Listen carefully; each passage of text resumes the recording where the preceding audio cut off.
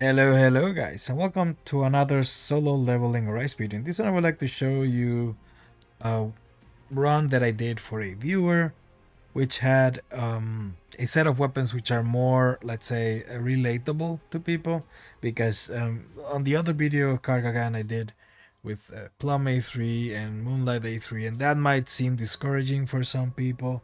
So in order to offer an alternative, since I'm doing account takeovers and everything, I have the opportunity to sometimes be able to do runs for a viewer. So something important to note is I don't do clearing for the viewers. What I do is I fix their accounts, and then I try, let's say, 5 times or something like that to see if I can clear the stage. And if I can clear it, then yeah, I did it, but it's not the intention of the account takeovers.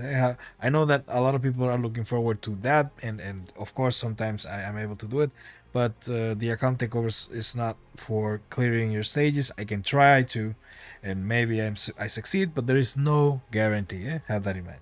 Anyways, back on the topic. Let's see the setup that we have here, right? So I'm using Cha, Alicia, and Seo. My shadows are Igris, Iron, and Blades. As for weapons, well, Plum A2 and Scythe A2. As for equipment, so he has a few pieces of the new gear, which is nice, and he has leather set for the rest, and then expert.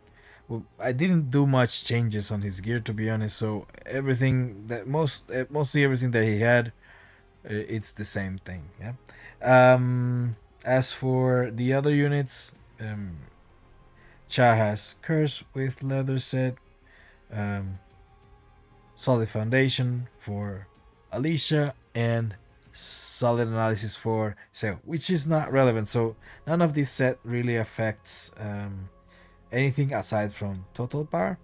Now, as for blessing stones, I'm using chains of blood, bloodlust, double-edged sword, and reawakening. Yeah, so those were the best ones that I could use for this match. What else? What else? He didn't have armor break a light, so I had to use death dance and crushing blow. So if you don't have armor break, it's also something to note. It doesn't mean that you won't clear it. You'll be able to clear it with a crushing blow. Yeah. So now that I've explained everything of the setup, oh, the stats. Sunjing with stats, right? So let's see what are his stats. So he has almost 1900 attack, almost 50% critical hit rate, quite high critical hit damage, which is nice, and then 9% damage increase and 4% damage penetration, defense penetration. The rest of the stats, not that relevant really. But yeah, skill levels are crushing blow level 5, death dance level 7, and mutilate level 9. So now let's see the run. So of course at the start of the match I wait for that first boss to attack me, and then I just try to focus on him, but I first do, this small movement to kill the mobs, or at least most of them. It's really hard to kill all the mobs.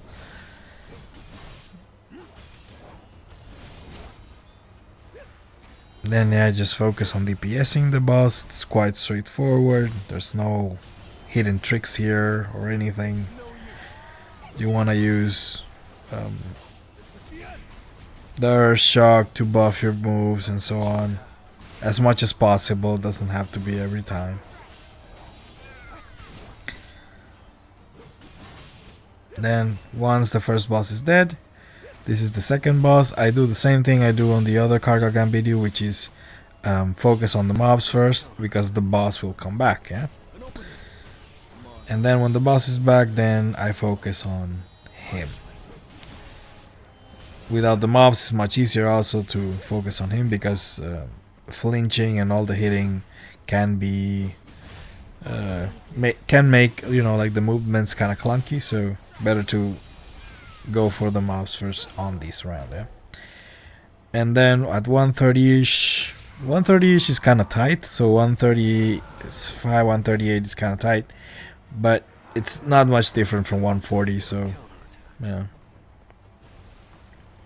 140 is a good time in my opinion. So then when we are on the Kargalgan fight, what I do is just try to eliminate the break bar as soon as possible. Why? Because that will mean that you will be able to do more damage normally. It's as simple as that. And he'll have this pattern of throwing fireballs before 70%. So once you break him, usually, well, I mean, at this level, when you've broken Kargalgan is because you are near 70% or something like that. Yeah? So then when he's under 70%, he'll start doing the hymns, and the hymns have certain particularities. Yeah. So first, the hymn of giants, you can see the red area opening, and it's easy to time. Then the second one is hymn of agony, and there you can skip, and then there's another skip now. Yeah. So those are the two things to have in mind.